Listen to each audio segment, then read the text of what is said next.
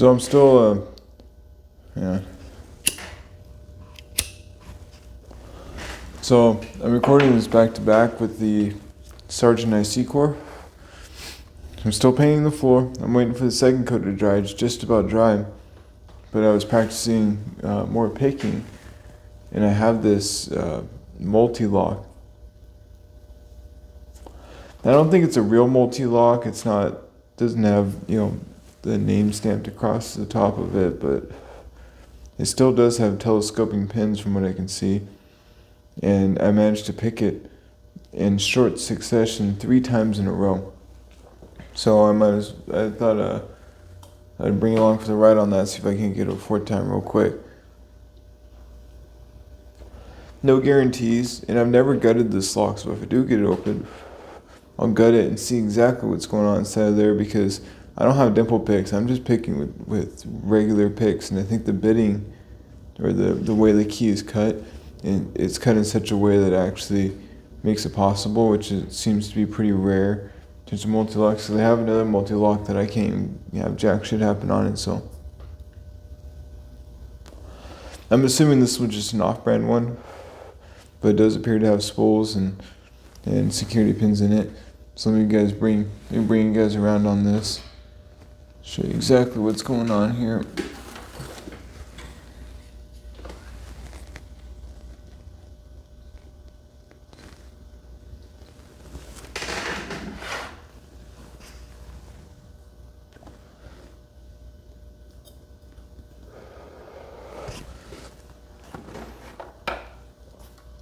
So I still have my picks out that I used to pick that Sargent IC. I mean, this isn't too far apart in terms of timeline. Let's bring you guys in closer. Can I bring you guys in closer?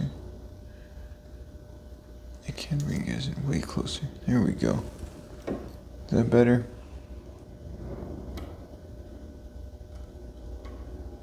So with multi-locks, it's usually the outer pins that bind first.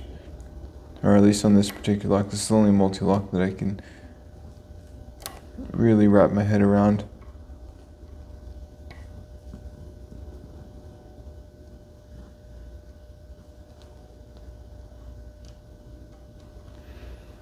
And because it is a dimple lock, that's why the keyway looks sideways. I mean, the name of the game, because I don't have the right picks, is going to be the overset condition. I mean, it's a constant fight against overset. But right there, see how the cord just cocked over, like significantly? Let me straighten this out. See how the whole thing looks like crooked? That means all the outer pins are picked, and that's the quickest I've ever gotten the outer pins picked, so I seem to be on a roll here right now.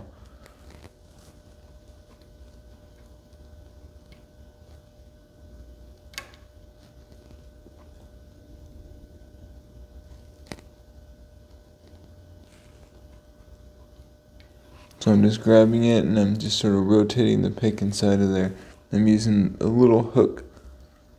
That way I can kind of keep it to the side a little bit, as much as I can. I don't want to use too deep of a hook here, because then I lose so much strength. I really need dimple picks for this.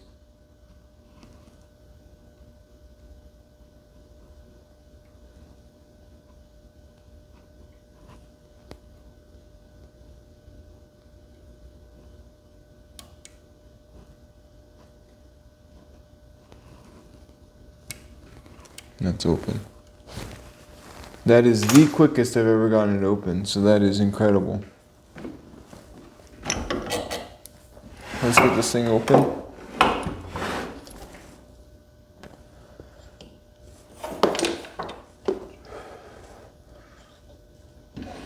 Damn near shaking here, man. That's insane.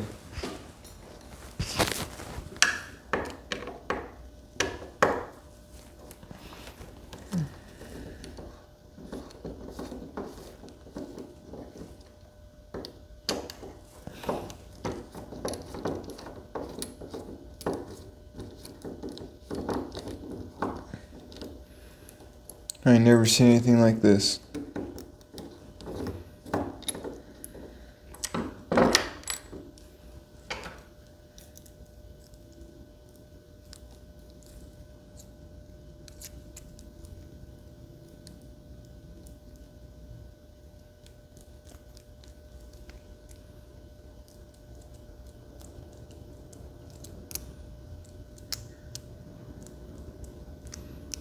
Now I'm just trying to rotate the core a little bit.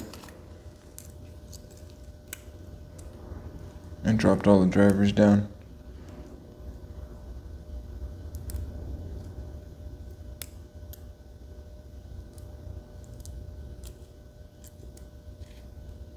There we go.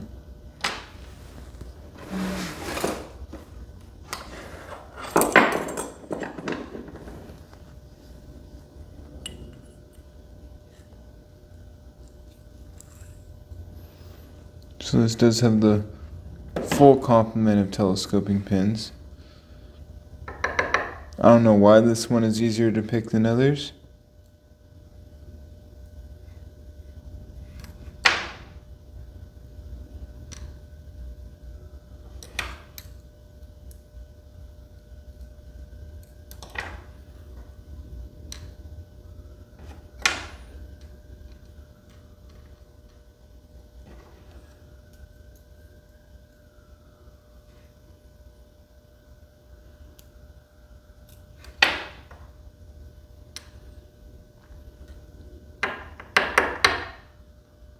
I have to say I did get pretty lucky on that. Because even though I have picked this many times, that is the quickest I've ever picked it open. So I'm pretty stoked on that.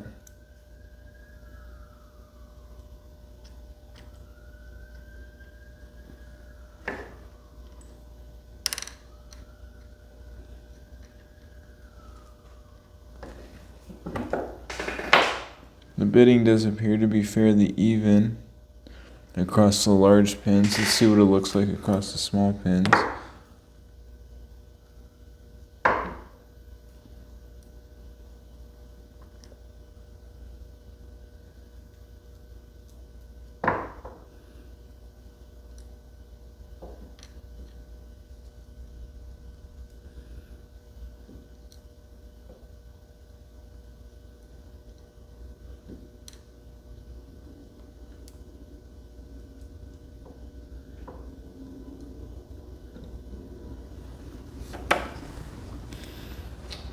Not super even. Chamber number 4 has a lot going on. I'll give you a close up when everything is torn apart here. But chamber number 4, the inner pin appears to be far shorter than the outer pin.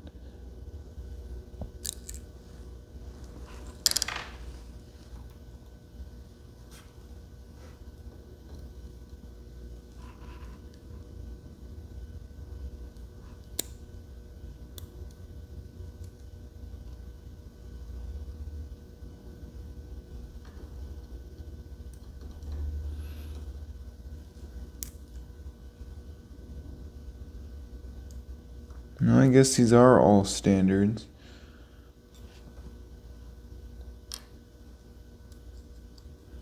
Maybe that false set only seems to happen when I pick the outers, so that would make sense.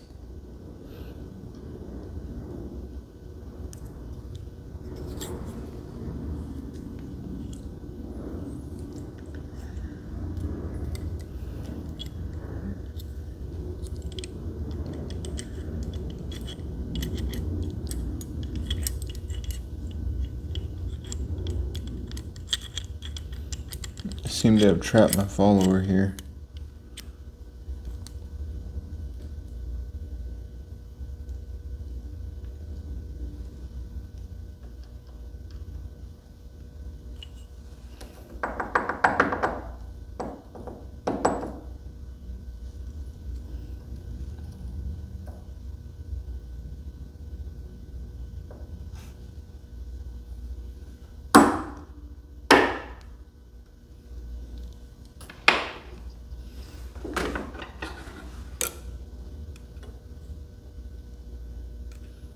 Looks like chamber number 3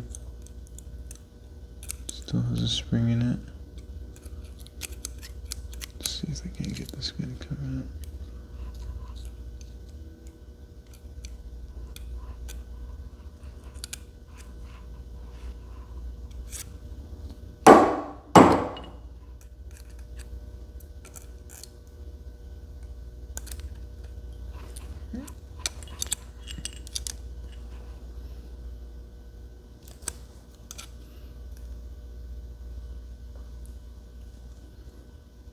Yeah, the top. Oh, there goes a spring. The top cover trapped the springs.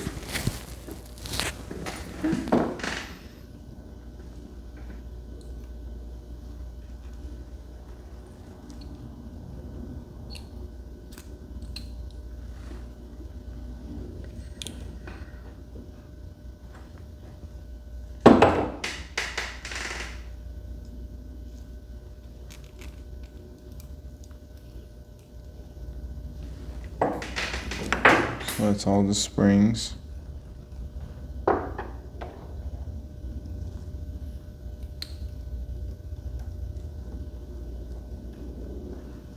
Come on.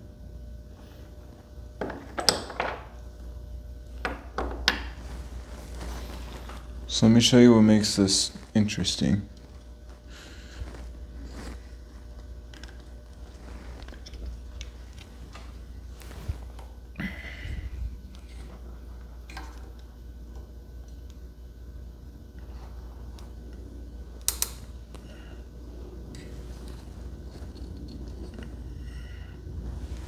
Okay. So what's going on here is inside of these pins, they are hollow.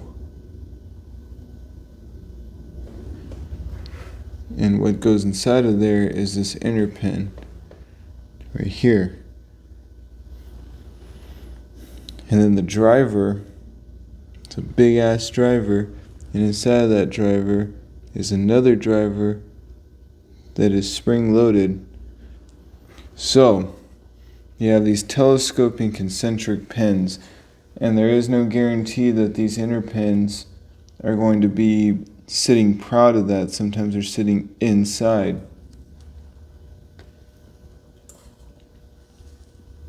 So sometimes, the top shear line is the same. You want them to be like this. Sometimes they're sitting proud like that, where you can actually see them out the top. Sometimes, see this guy right here, they are recessed, and you actually have to pick into that pin without oversetting it at all.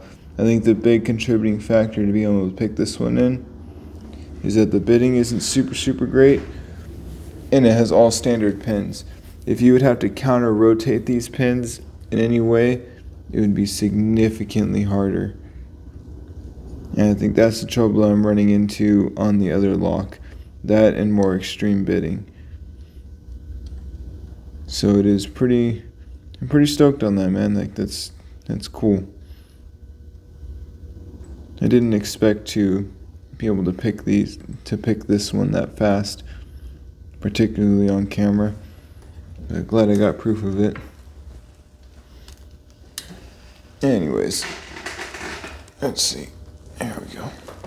So that's just kind of like a quick one. I'm trying to bust it out. It's getting really late, but yeah, I figured I'd show you guys that. I was pretty excited on that. Thanks for watching. I'll see you, I guess.